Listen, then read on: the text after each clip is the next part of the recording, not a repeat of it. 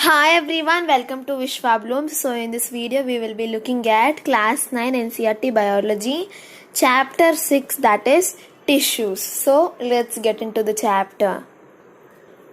Before getting into the chapter, we all know that all living organisms are made up of cells, and cells is a functional and structural unit of life. Specialized function is taken up by different group of cells. So as we all know that different group of cells take up different functions and they achieve it.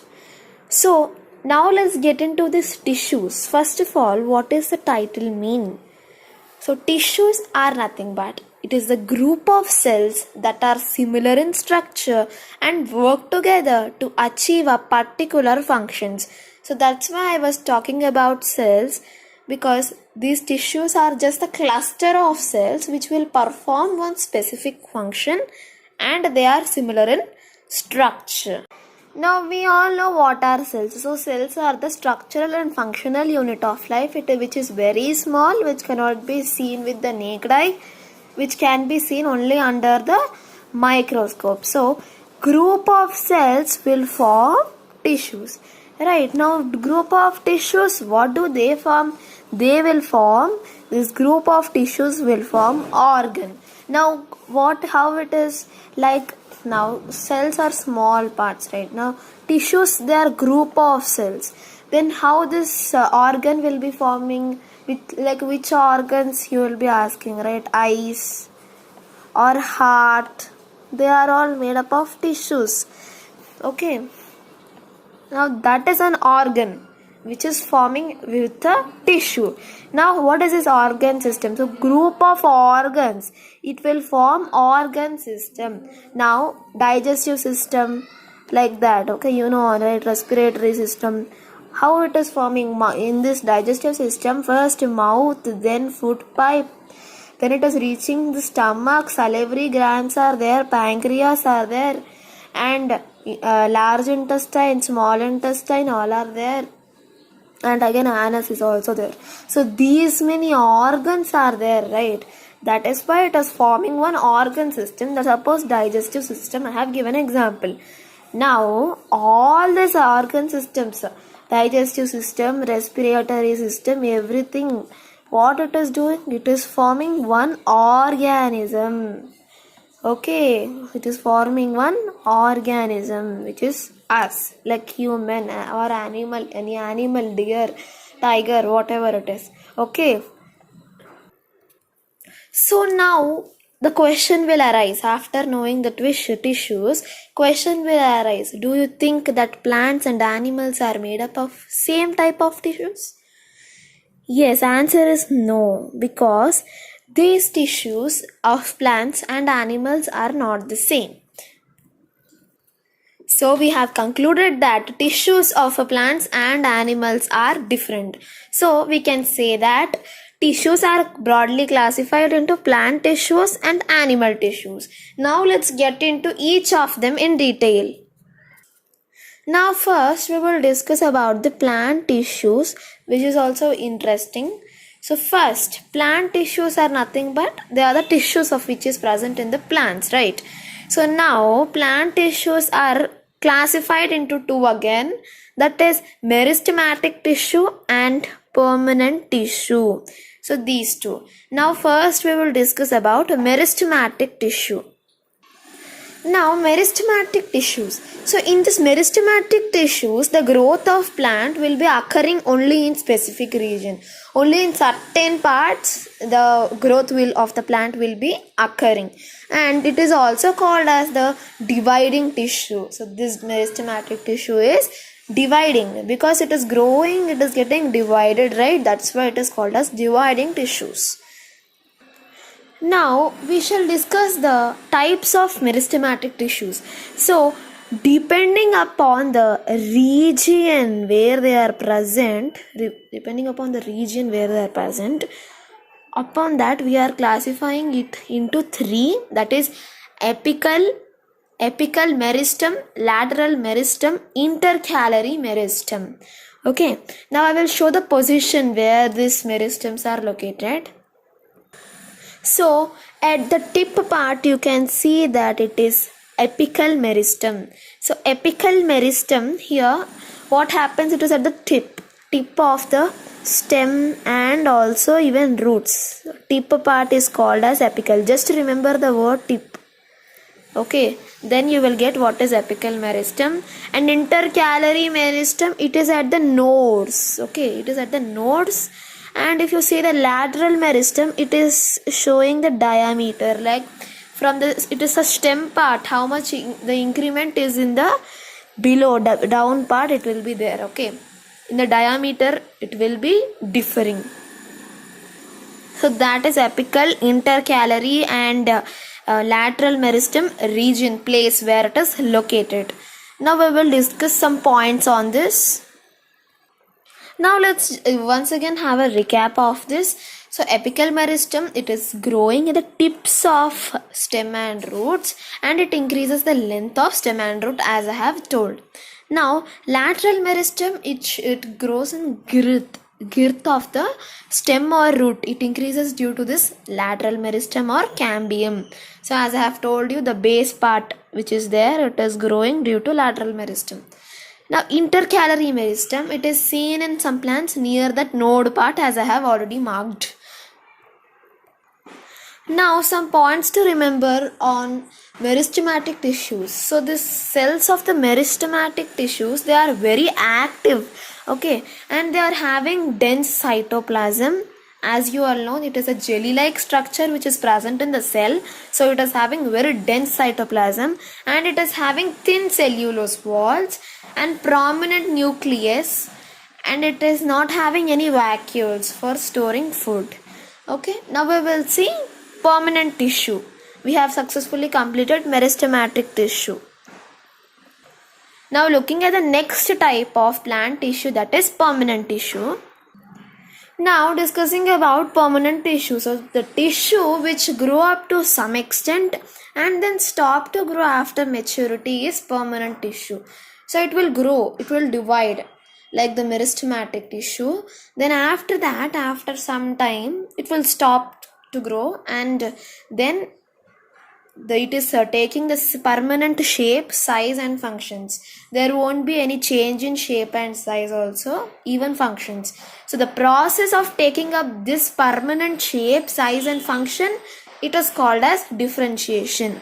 Okay, now what does this differentiation does? So it will lead to the development of various new permanent tissues. It leads to development of various permanent tissues. Okay, so that's what it is helpful. Now we will see the types of permanent tissue. Now types of permanent tissue, there are two types. Here it is simple permanent tissue and complex permanent tissue. As the name suggests that simple and complex. So simple permanent tissue are this type of tissue which is having only one type of cells, is called as simple permanent tissue. Now what about complex permanent tissue? So the name is again telling complex in the sense it is having more than one type of cells. So the tissue which is having more than one type of cells is called as complex permanent tissues. Okay, now we will see simple permanent tissue in detail. Now simple permanent tissue is mainly classified into three: parenchyma, collenchyma and sclerenchyma. And there are other two also, that is chlorenchyma and parenchyma. So let's get into this all. First, we will discuss parenchyma. So, parenchyma is a one which has very thin cell wall, and it has large intercellular spaces between them, and this tissue generally stores food. Now we will see the next simple permanent tissue, that is Collenchyma. So collenchyma, it is providing flexibility in plants, and it allows the plant to bend, and it also gives the mechanical support to the plant. And these tissues of collenchyma, they are living and they are elongated cells, and they are having only very little intercellular spaces between them. Now sclerenchyma. So sclerenchyma, what it does is it makes the plant hard and stiff. So this tissue. So this tissue is made up of sclerenchymatous tissue, and it is fully almost containing dead cells. And this sclerenchyma is long and narrow due to the substance which is present in it is lignin. And there are no internal space in the cell, and this sclerenchyma, it provides strength to the plant parts. Now we will discuss this chlorenchyma and erenchyma. This chlorenchyma contains chlorophyll, which helps it to perform photosynthesis. So chlorenchyma contains chlorophyll. That's why you can remember in easy way. Now erenchyma. Erenchyma is the tissue which is mostly present in aquatic plants. It is having large air cavities between them, which will help it to float on the water. Okay. That's why it is having large air cavities. Now after discussing this simple permanent tissue, let's also cover epidermis part. Okay, so what is epidermis? So epidermis is nothing but it is the outermost layer of the cell. Okay, it is like the covering for the cell. It is epidermis. So it is having one single layer of cells upon it. So epidermis is a single layer of cells, and what it will do, major function is to protect all parts of the plant. Okay, and on these aerial parts, it will often secrete waxy, and it is water resistant layer on the outer surface. So if it is any aquatic plant, it will just have some water resistant layer on the outer surface, and it is having some waxy, okay. And epidermis is very flat, and what epidermis does is it will protect against the loss of water and mechanical any injuries also. It will any damages to the cell also, it will be protecting it. And again it will invade against the parasitic fungi also. If any foreign particles are fighting, it was invading, it will just invade and fight against it. And even there are no intercellular spaces, that means there is no gap in middle. Okay, it is fully covered like a coating it is. Okay, nothing can enter into it. Now stomata. Stomata is nothing but it is the small pores which are present on epidermis is called as stomata. So there are some small pores on the epidermis. It is enclosed by the kidney shaped cells which are called as guard cells. And what does stomata do? It will help in the exchange of gases with atmosphere, and also transpiration happens through stomata. So transpiration is nothing but it is a loss of water. In which form? In water vapor, in the form of water vapor. Now root part of the epidermal cell, what is their function? It is to observe the water. So for observing water also, this epidermal cell of the root will be useful. And they are having some hair like parts which will increase the total absorption surface. So observing capacity, to increase that, it is having some hair like parts. Okay, and in desert plants we will be having something called cutin. It is a waxy coating. It is a chemical substance which is having a waterproof quality. Okay, in desert plants. So now you know that cork of the plant, right? It is dead cells. Okay, now here you will see some cork, right? So that is the dead cells, and it is arranged without any intercellular spaces. So no spaces are there between them, no gap is there. And they also have substance which is named as suberin in their walls, and which will make them impervious to gases and water, so it will not allow. Okay, it is the suberin, remember it. Now coming into complex permanent tissue. So in complex permanent tissue, as I have already told, that it is made of more than one type of cell, and complex permanent tissue are divided into two. First one is xylem and second one is phloem. So first we will discuss about xylem. Xylem. So xylem, it is unidirectional. So what is this unidirectional? First you'll be thinking. So now if you are having this roots and shoots, you know, right, below whatever it is there, it is called as roots, and above this level it is shoots. Now here water and minerals, whatever is there in the soil, this xylem will be taking from the roots to the shoots. So it is called as unidirectional because it will take roots to shoots. It will take the water and minerals vertically. Only in one direction it is allowing it to go up. Okay. It can't come down. Only towards shoots. Okay. That's why it is called as unidirectional. Okay. Now, what is xylem consisting of? So xylem is consisting of tracheids, vessels, xylem parenchyma and xylem fibers. So now what does these all do? We will discuss in detail. Now tracheids and vessels, they are having thick walls, okay, thick walls, and they are having many dead cells.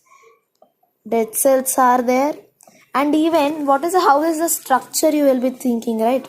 The structure is tubular cell structure, and what does this do? These two only will be transporting water and minerals vertically. Okay, these two mainly. Now what does xylem parenchyma do? This xylem parenchyma, it is stores food. It will store food. Okay, and xylem fibers, what it is very supportive. Whatever you are doing, it is supportive in function. Okay, so that is xylem fibers. Okay, and again unidirectional, I am explaining it. It is from roots to shoots. That is, it is going from roots to shoots. Only one direction it will allow. That's why it is unidirectional. Okay, this is about xylem. Now phloem. So phloem is called as bidirectional. What is bidirectional now? See, unidirectional means only one direction. Phloem is bidirectional. That means from the leaves to the other parts of the cell, it will be sending it. So it is going and it is even coming. Okay, so two way. It will go, it will come also from leaves. So leaves are there, it will go, it will come to other parts of the cell. Okay, so that is bidirectional. Now what is this consisting of? A phloem consists of sieve cells, sieve tubes, companion cells, phloem fibers and phloem parenchyma.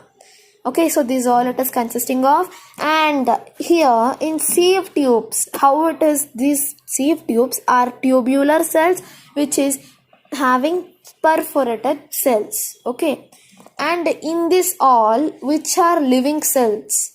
Those are sieve cells are living, sieve tubes are also living, companion cells are also living, and even phloem parenchyma also, they are all living cells.